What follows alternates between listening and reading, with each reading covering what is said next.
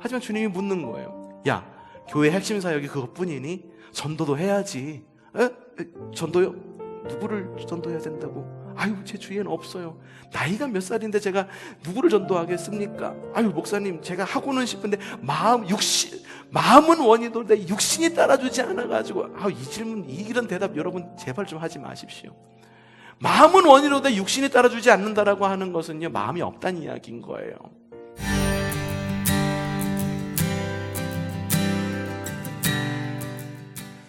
여러분, 그리스도인이 된다라고 하는 것은요, 과정 가운데로 들어선다라는 것을 의미합니다. 무슨 과정? 구원의 과정 가운데로 들어선다라는 것을 의미합니다. 우리는 보통 늘 제가 설교 가운데에서도 이야기하는 거지만, 과거에 예수 믿고 구원받는다. 예, 맞습니다. 예수 믿고 구원받는 것이 우리의 구원입니다. 근데 구원이라고 하는 건 과거와 현재와 미래에 이어지는 하나님께서 역사하시고 이루어 가시는 사역이 바로 구원입니다. 과거에 우리가 예수님을 믿음으로 예수 그리스도의 십자가의 보혈의 은혜로 말미암아 우리는 칭의, 곧 의롭다 여김을 받습니다. 그리고 현재는요, 우리의 삶 가운데에서 구원받은 그리스도인으로서의 삶을 살아가는 성화의 삶을 살아가는데, 이것도 역시 우리가 구원을 이루어가는 과정 가운데 이루어지는 거예요. 우리의 구원은 언제 완성이 될까? 바로 주님께서 다시 이 땅 가운데 오실 때, 그때에는 어쩌면은 우리보다도 먼저 돌아가신 분들도 계실 거고, 어쩌면 이 가운데에서도 살아있을 때 주님을 만나 뵈시는 분들도 있을지는 모르지만, 그때 주님 다시 오실 때 구원받은 성도가 다시 부활체로 잠자는 자의 두 번째, 세 번째, 네 번째, 다섯 번째 열매로 부활하면서 우리의 구원이 완성되는 영화의 그런 구원이 완성될 것을 우리는 믿음으로 고백합니다. 그렇기 때문에 그리스도인의 삶은요, 완성되어진 삶이 아니라 과정 가운데 있는 삶이에요. 목사도 완성된 목사가 아니라 목사가 되어가는 과정 가운데 있습니다. 장로님, 권사님, 그리스도인 모두가, 사람들은 이 사람이 보면은 그리스도인이기 때문에 완성된 그리스도인으로 여길지 몰라요. 하지만 여러분이 스스로 보면 어떻습니까? 스스로 봤을 때 여러분은 완성된 그리스도인이십니까? No. 우리는요, 평생을 통해서 우리의 구원을, 우리의 그리스도인의 삶을 통하여 완성되어져 가는 길 위의 사람. 마치 사도 바울이 다메섹 도상에서 주님을 만난 것처럼 우리의 삶의 도상에서 주님을 만나고 변화를 일으켜가고 있는 그런 삶을 살아가고 있다라고 하는 것입니다. 구원받은 하나님의 백성은요, 구원받은 다음에 교회로, 바로 부름받은 공동체를 이루게 되는데, 그 공동체를 바로 교회다라고 이야기를 합니다. 근데 교회에 표징이 있어요. 이게 교회다라고 말할 수 있을 만한 표징이 있고 사명이 있는데, 바로 5가지 표징과 사명이 있습니다. 이 5가지가 갖춰졌을 때, 여기는 교회구나 라고 말할 수 있는 거예요. 제가 지난 수요예배인가 언젠가에서 이야기한 적이 있어요. 우리 교회도 카페를 열었어요. 카페를 열었는데 많은 이런 목회 하신다라고 하시는 분들 가운데에서 뭔가 교회의 표징에 대해서 좀 다시 생각해 봤으면 하는 부분들이 있는 카페 교회들이 있습니다. 이 5가지 표징이 없어요. 지금의 시대에 이르러 가지고 새롭게 해석이 되어야 된다, 그래야 되지만 이 5가지 표징이 없이 어떻게 교회라고 말할 수 있는 건지에 대해서 굉장히 좀 의문스럽기도 하고, 다시 내가 목자라고 하고 그리고 카페를 열었을 때 이 카페가 교회가 되기 위해서 열은 카페라고 한다면 굳이 막 교회 첨탑을 세우거나 그러라고는 이야기는 아니고, 그냥 카페에서 나오는 수익금으로 그냥 부유하게 살면서 그냥 목사의 그 이름만 갖고 그냥 카페 사장으로 살아가시는 것이 과연 그 교회다운 표징인가를 좀 도전적으로 좀 묻고 싶은 지금 시대이기도 합니다. 이유는 교회는 5가지 표징이 있어야 되기 때문이에요. 자, 첫 번째 표징이 뭐냐 하면은 바로 예배입니다. 교회의 첫 번째 표징은 바로 예배입니다. 우리 모든 신앙의 핵심이자 초점이 바로 예배입니다. 그 예배를 드리기 위해서 우리 이 자리에 모였습니다. 두 번째 표징은 바로 교육입니다. 교회 학교의 교육만 말하는 것이 아니에요. 우리가 이번 주까지 예수님의 사람을 모집한다라고 이야기를 했어요. 그것을 통해서 성경 공부도 하고 그리스도인 다음을 배우기도 하고, 그 가운데서 교육을 통하여 그리스도인으로 성장시키고 성숙시킵니다. 세 번째 표징은 바로 뭘까요? 어떻게 하셨어요? 굉장히 잘하시네요. 교제입니다. 교제를 통해서 우리는 신앙생활을 생활신앙으로 이어갑니다. 사람과 사람이 만나면서 함께 동반 성장을 하게 됩니다. 네 번째는 바로 사역입니다. 이 사역을 통해서 우리 안에 있는 신앙을 세상으로 전파합니다. 우리의 영향력을 극대화합니다. 소금과 빛의 역할을 합니다. 하나님 나라를 이루어가는데 교회 안에서만 이루어가는 것이 아니라 교회 밖에서도 이루어갑니다. 그리고 마지막 다섯 번째 표징이 뭐냐 하면 바로 전도, 선교라고 하는 것입니다. 근데 이 전도는요, 예배와 함께 교회의 존재에 굉장히 중요한 버금가는 사명입니다. 복음가면은 사명입니다. 다섯 가지 사명 다시 한번 이야기해 봅시다. 첫 번째 무엇? 두 번째 무엇? 그 다음에 교제, 그 다음에 사역, 전도. 이 다섯 가지 사명의 균형을 이루어서 잘 포진해 있는 교회가 건강한 교회입니다. 여러분이 생각할 때 우리 교회의 강점이 뭡니까? 이 다섯 가지 사역 가운데. 그러면 이 강점, 가장 큰 강점 이외에 가장 약한 점은 무엇이라고 여겨지십니까? 앞으로 수주 동안 그리스도인과 교회의 사명, 다섯 가지 교회의 표징 가운데의 하나인 전도와 선교에 대한 말씀을 들을 거예요. 갑자기 부담이 확 밀려오시지요? 과연 누구에게 복음을 전해야 되는 걸까? 그럼 어떻게 전도해야 되는 걸까?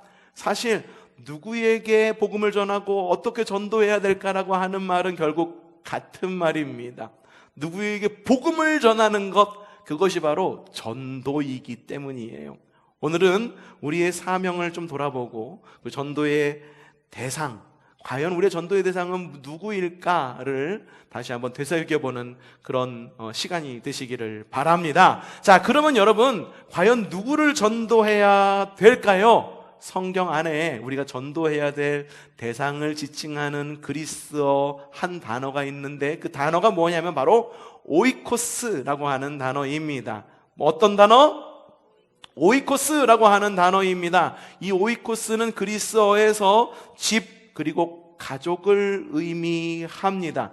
근데 성경에서는 이 오이코스가 우리가 전도해야 할 대상이라고 이야기를 하고 있어요. 그럼 우리의 전도의 대상은 먼저 집과 가족이 되어야 되는 것이 옳을까요? 아니에요. 꼭 집과 가족이 먼저 될 필요는 없습니다. 왜냐하면 성경에서 이 오이코스라고 하는 단어는 그리스어의 오이코스라고 하는 단어가 가지고 있는 집과 가족이라는 그 범위보다 훨씬 더 넓은 범위로 사용하고 있기 때문이에요. 고용인, 방문객, 친척, 직장 동료, 공동체 회원, 이런 것들을 다 포함한 것, 곧 복음이 필요한 모든 사람을 오이코스라고 이야기를 하고 있는 것을 볼 수가 있어요.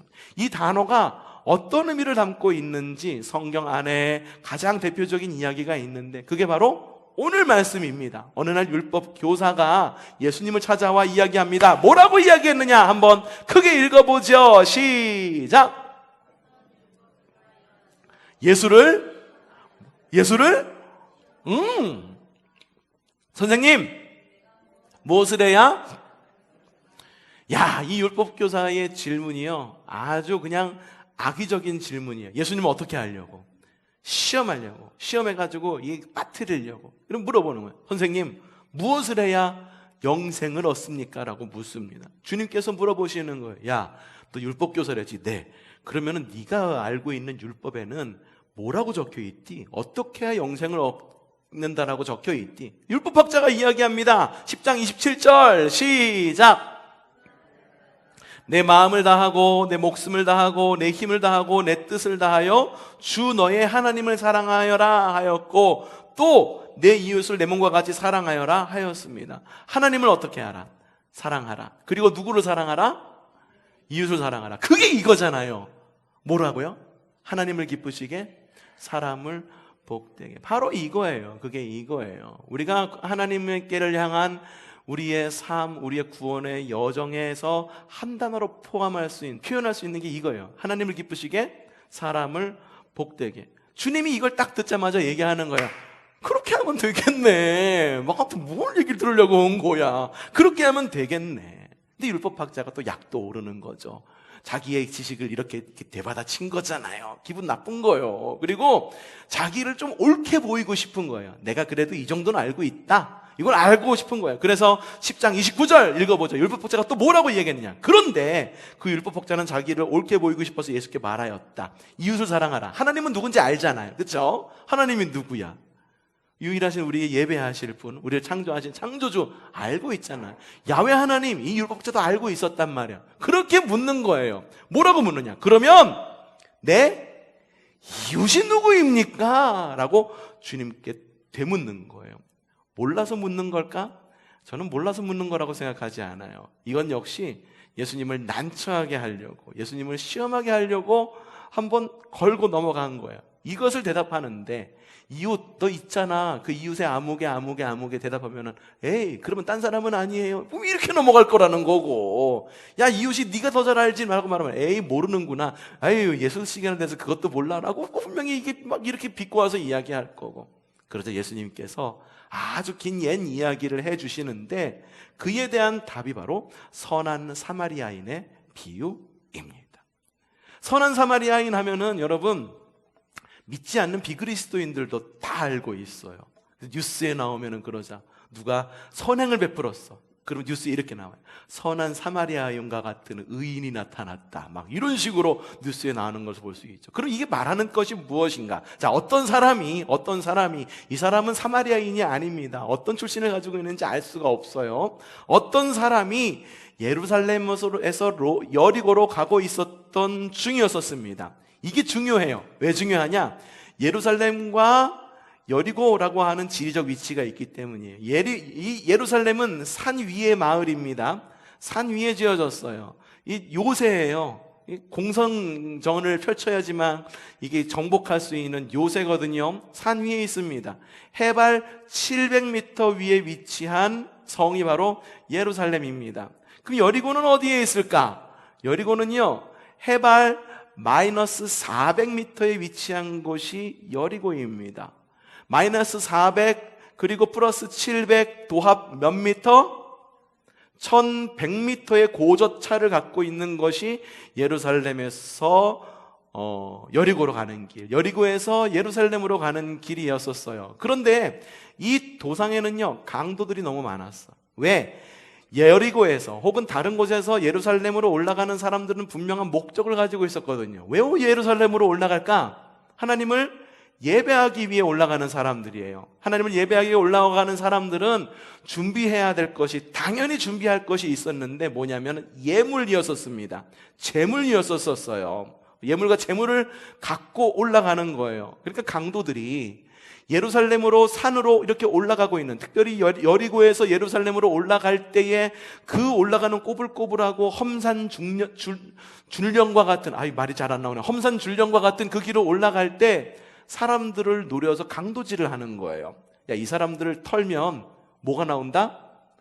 돈이 나온다. 재물이 나온다. 뭔가 돈이 될 만한 무엇인가가 나온다라는 걸 알고 있었기 때문에 그 과정에는 강도들이 굉장히 많았다. 순례자들을 노리는 강도들이 많았다라고 합니다. 근데 이 사람이 어떤 사람이었느냐? 오늘 강도 만난 사람은 반대의 길을 가지고 가고 있었어요. 어느 길? 예루살렘에서 여리고. 여리고에서 예루살렘으로 가면 이 사람이 예루살렘으로 예배하는 길이기 때문에 뭔가를 가지고 있었을지 몰라요. 근데 예루살렘에서 어디로?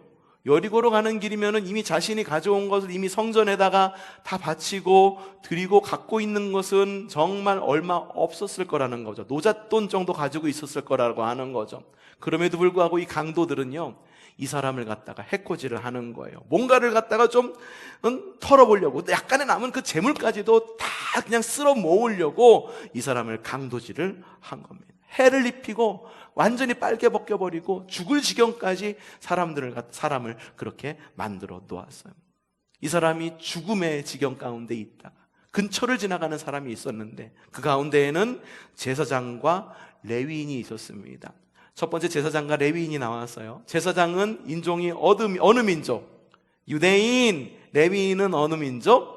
유대인. 똑같이 유대인입니다. 유대인을 대표하는 거예요. 또한 제사장과 레위인의 공통점이 있는데 그거는 바로 예배하는 사람이라는 거예요.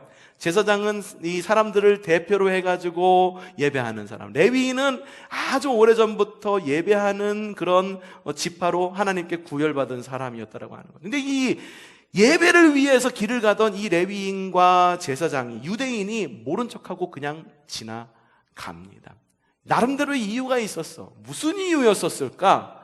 여러분, 민수기 19장 12절에 이런 말씀이 있습니다. 어느 누구의 주검이든 사람의 주검에 몸이 닿은 사람은 이랫동안 부정하다라고 하는 율법 조항이 있어요. 봅시다. 제사장과 레위인, 이 사람은 무엇을 위한 사람이다? 예배를 위한 사람. 예배는 일주일에 한 번씩 꼭 있는 것이 예배였었어요. 그런데 생각해 볼게요. 거진 죽어가는 사람을 만지는 거야. 거진 죽어가는 사람. 이 사람을 도와주려고 찾아갔어. 근데 혹시나 이 사람이 죽었네? 그럼 뭘 만지게 된 거야? 시체를 만지게 된 거지. 그러면 이 예배를 위한 사람이 예배를 하러 가고 예배를 할 수 있어요? 없어요? 없어. 자신이 가지고 있는 사명이 있다라고 생각한 거죠. 자신이 가지고 있는 이유가, 타당한 이유가 있다고 생각한 거죠. 그러니 사람을 돌봐주기보다 내가 가서 예배를 하는 것, 예배를 집례하고 그리고 예배하는 족속으로 예배하는 어떤 지파로서의 사명을 다하는 것이 하나님께 영광을 돌리는 일이다라고 생각해서 어쩌면 이 사람을 그냥 지나갔을지도 모릅니다. 어쩌면 이 이야기를 듣는 율법 교사도 이걸 알고 있었을지 몰라요. 율법에 능통한 사람이니까. 야, 거진 죽어가는 사람이라고? 야, 그러면은 그 사람 치유하다가 돕다가 혹시라도 죽으면 어떻게 되는 거야? 시신을 만났으니까는 부정하게 되는 거 아니야. 그러면 당연히 못 만지는 것 당연하지. 그렇게 생각했을지 모릅니다. 그러면서 예수님께서 또 다른 사람을 등장을 시키는데 이 사람이 바로 사마리아 사람입니다. 우리 지난주에 사마리아 여인 이야기를 들으면서 사마리아인이 어떤 대우를 받았는지 이야기를 여러분은 들으셨을 거예요. 그렇죠? 사마리아 땅은 어떤 땅이냐 하면은 북이스라엘이 아수르에 의해서 침략을 당했을 때 아수르에 의해서 혼혈 정책을 펼친 땅이 바로 사마리아 이 지역이었기 때문에 남유다에 있었던 사람은 사마리아인을 보고 아이고 저런 혈통도 지키지 못한 것들 이러면서 욕하는, 아주 그냥 천대하는 사람이었고, 사마리아 사람들은 유대인을 보고 반대로 아유 우리를 보고 그럴 게 뭐야, 지들은 뭐 잘난 게 있다고, 지들은 바벨론한테 완전히 망했으면서라면서 욕하던 사이가 바로 사마리아인과 유대인 사이였던 거예요. 근데 예수님께서 하필이면은 이 가운데에 등장인물로 등장시킨 것이 누구? 사마리아인. 말하는 사람은 누구? 유대인. 그리고 전에 등장했던 사람도 누구? 유대인. 그 가운데에 사마리아인이 딱 등장이 된 거예요. 근데 이 사마리아인은 어떻게 했는가? 앞에 있는 사람과 완전히 대비된 그런 행동을 보이고 있는 것을 볼 수가 있습니다. 자, 보죠. 어떻게 하였는가? 시작. 어떤 사마리아 사람은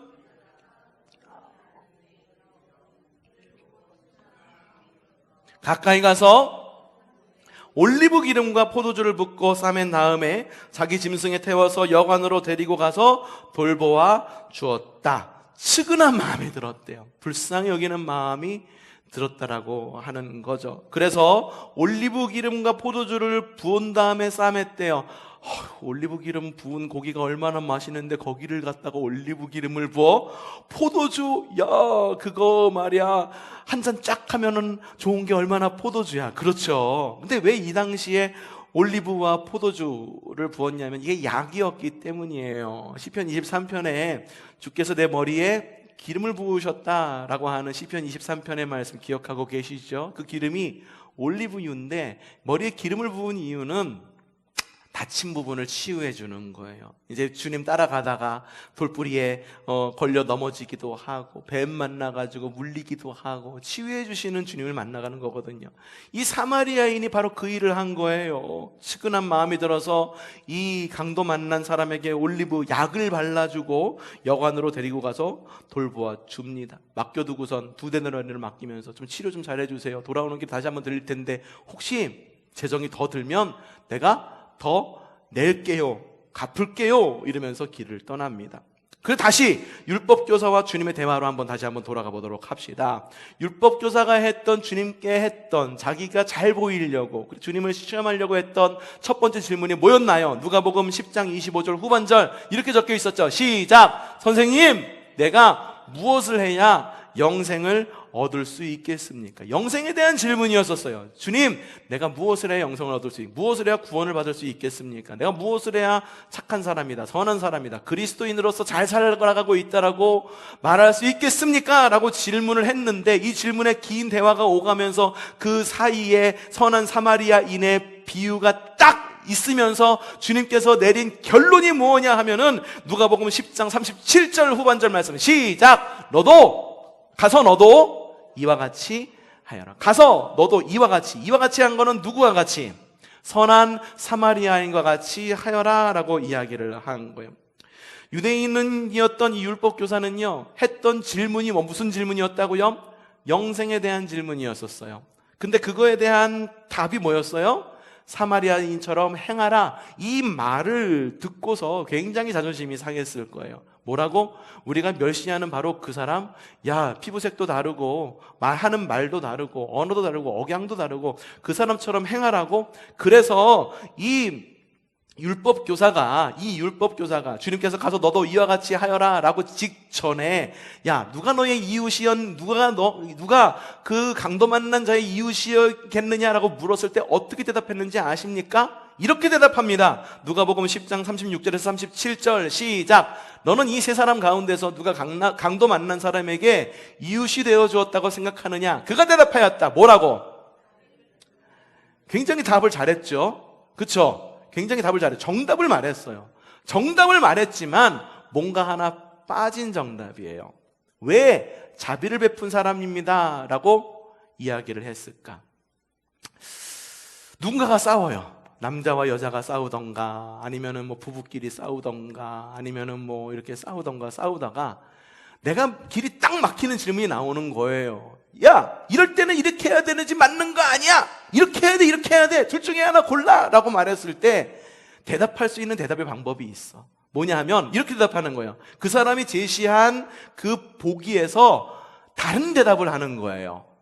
그렇게 대답하죠. 야, 네가 말이야, 나한테 이렇게 해야 되는 것이 옳은 거야? 이렇게 해야 되는 것이 옳은 거야? 뭐가 옳은 거야? 라고 말하면은 쭈삣쭈삣하면서 아니, 네 말대로 그렇게 하는 게 맞지, 이렇게 하는 게 맞지. 그러면 어떻게 대답해요? 겉봐라! 라고 하니까는 그런 이야기를 듣고 싶어가지고서 얼버무릴 때 하는 이야기가 있어. 뭐냐면은 그거야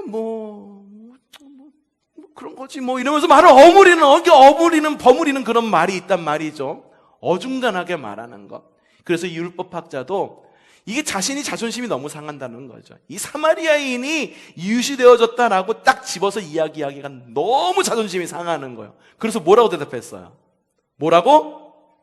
자비를 베푼 사람입니다 라고 이야기를 한 거예요. 자비를 베푼 사람이 누구야? 사마리아인. 하지만 사마리아인인 것을 갖다가 인정하기는 싫어. 하지만 정답은 말하고 싶어. 그러니까 말한 것이 자비를 베푼 사람입니다.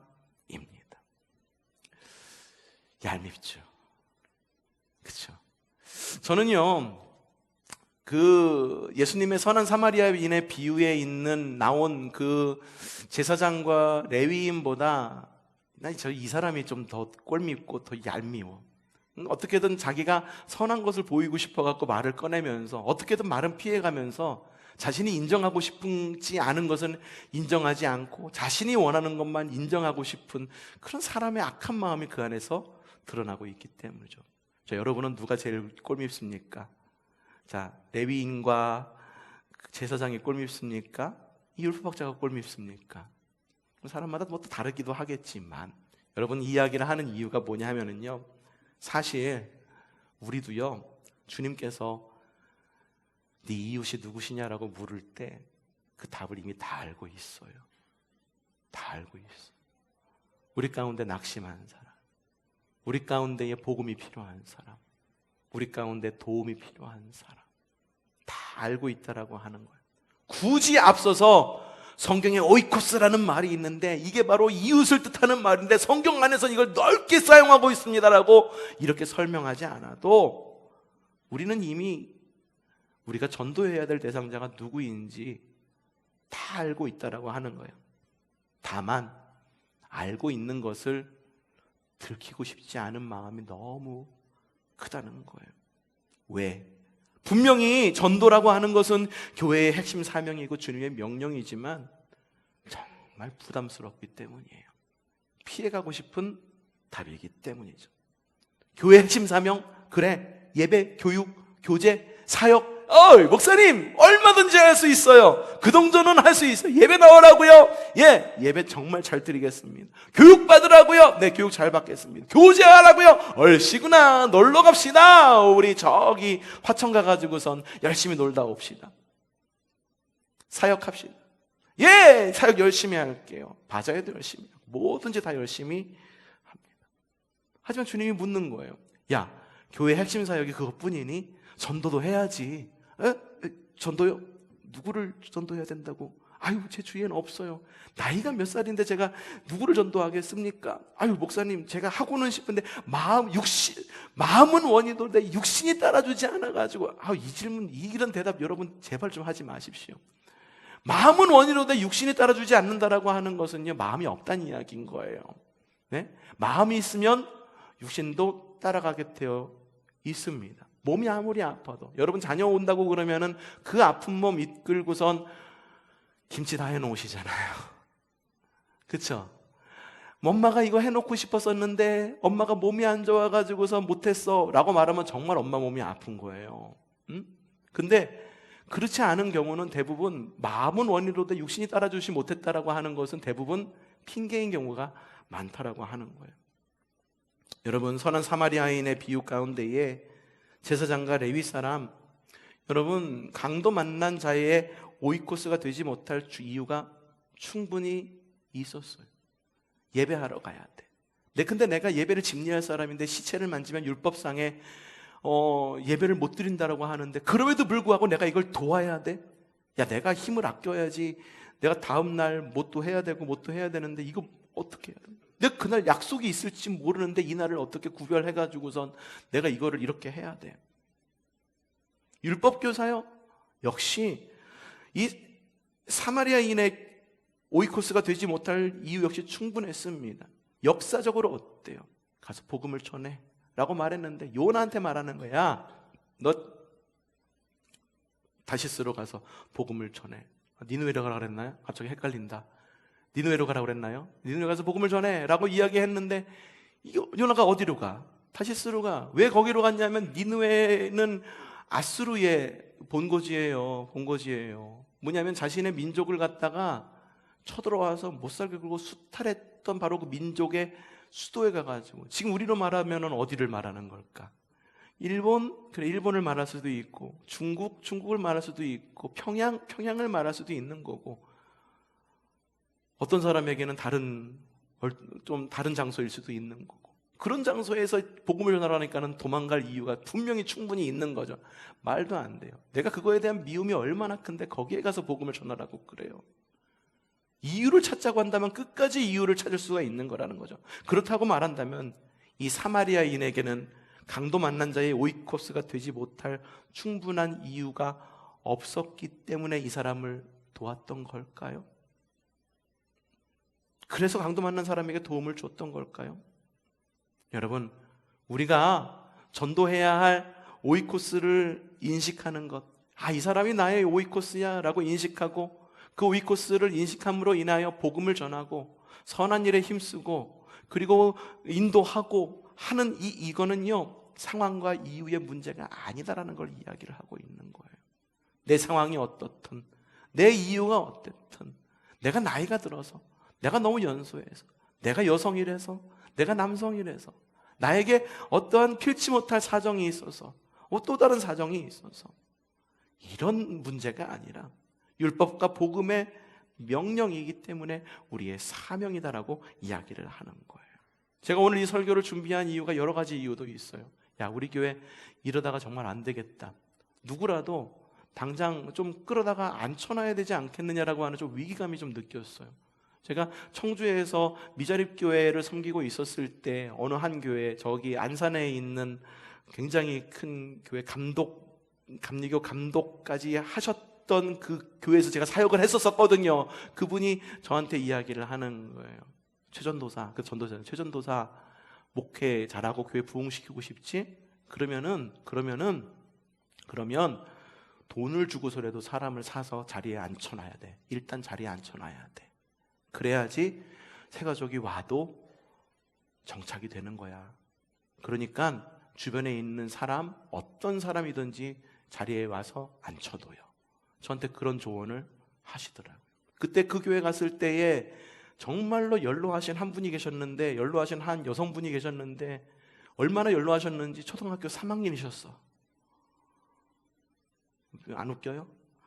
웃기라고 한 얘기인데, 초등학교 3학년짜리 연로하신 분이 계셨고, 진짜 어린 분이 계셨는데, 그분의 동생분이 계셨는데, 5살짜리 동생분이 계셔가지고 그 두 분을 갖고선 목회를 시작했어요. 저는. 그러니까는 그런 조언을 해주시는 거죠. 어른 누구더라든지 좀 끌어안죠. 또 다른 이야기를 들어요. 최근에 들은 이야기예요. 최근에 들은 이야기. 야, 우리 이제 카페 이제 오픈했으니까는, 저도 그런 희망을 가지고 있었거든요. 카페 오픈했으니까는 카페 들어오면서 사람들의 교회 문턱이 낮아지고 사람들이 드나들면서 자연스럽게 시간이 걸리더라도 교회 안으로 유입될 거다라고 하는 희망을 갖고 있었었어.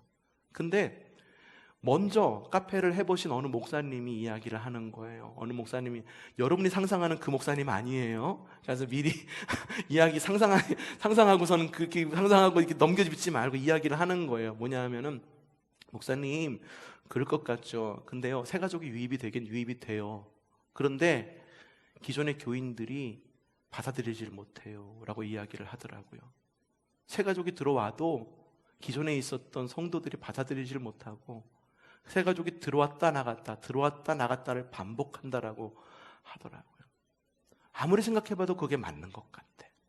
우리가 훈련되어 있지 않고 전도에 대해, 새가족에 대해 훈련되어 있지 않고 준비되어 있지 않으면 새가족이 와도 어떻게 되어야 될지 모르는 거예요.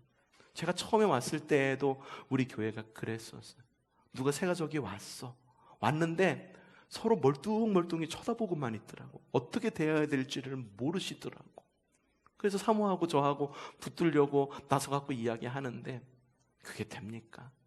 새가족은 여러분 평신도와 친해져야지만 거기 정착할 수 있는 거예요. 그리고 목사와의 관계도 중요하지만 우리 모두와의 관계가 중요한 거예요.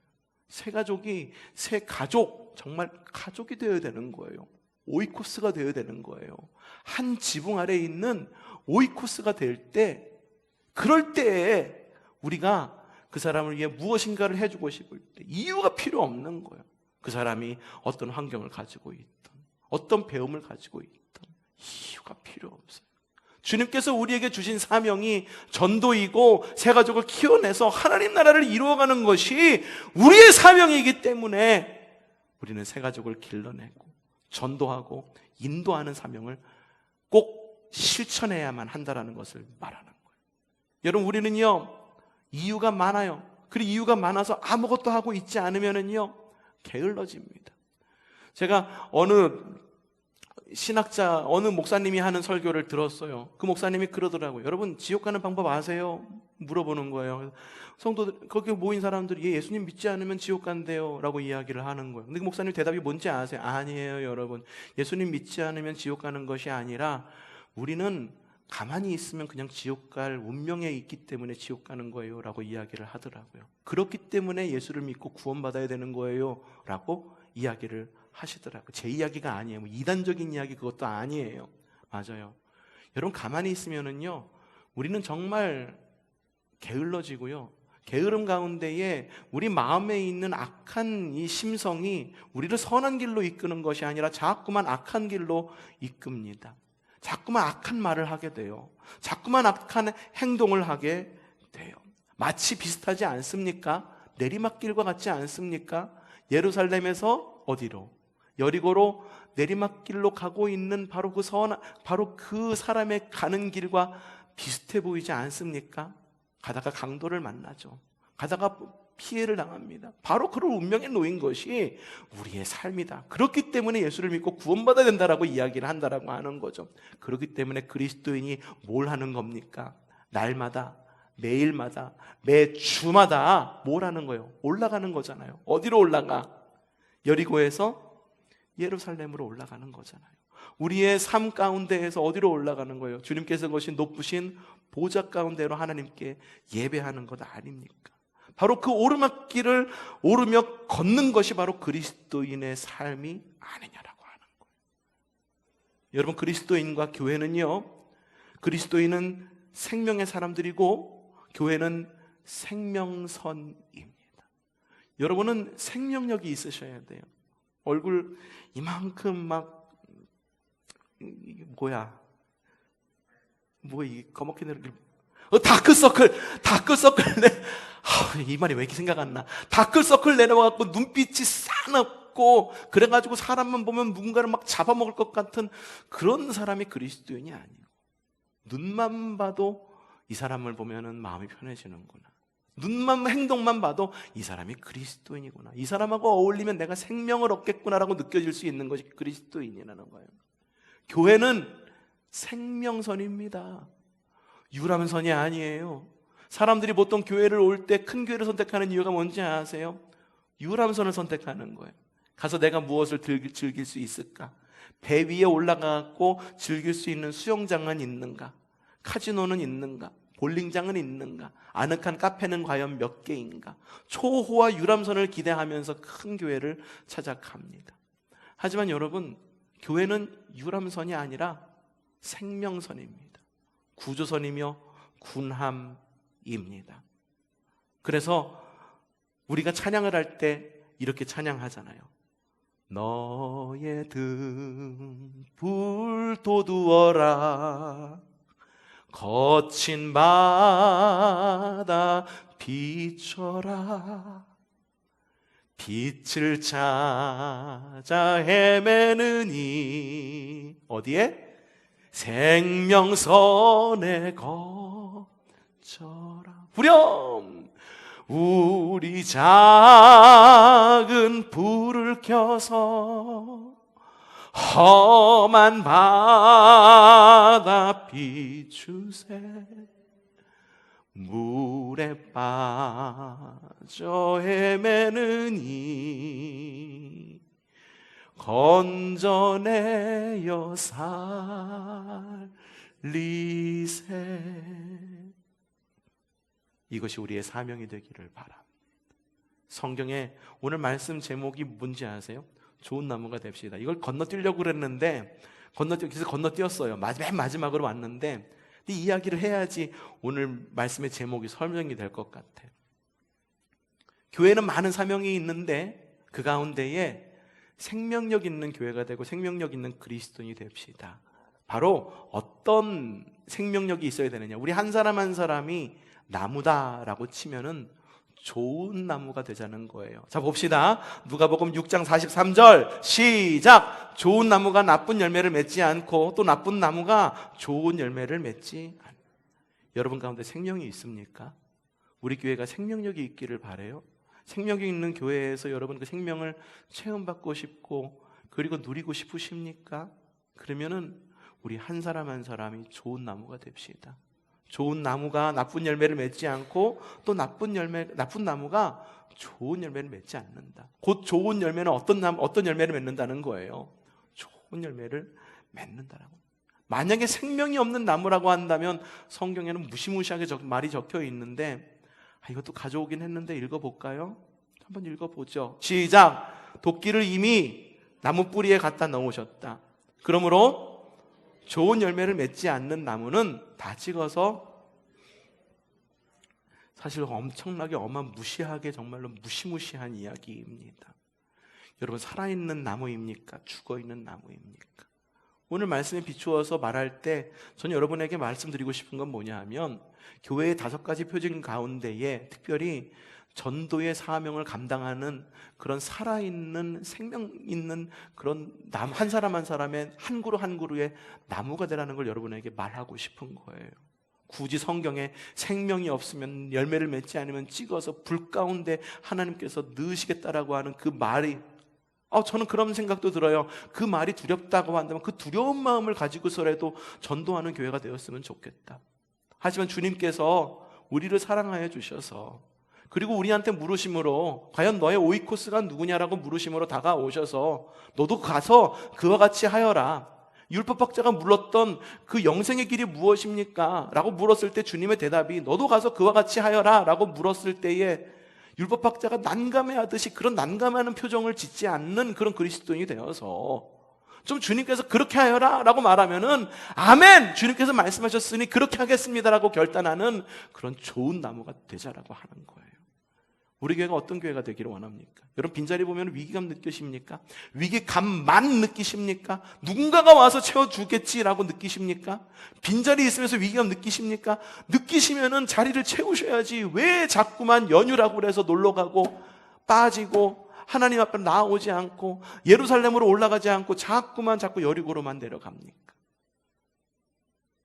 함께 주님 나라를 위하여 힘써서 험한 세상에 물에 빠져 헤매느니 건져내어 살릴 줄 아는 지혜가 있고 그리고 그런 힘이 있고 결단이 있는 주님의 백성이 되시기를 주님의 이름으로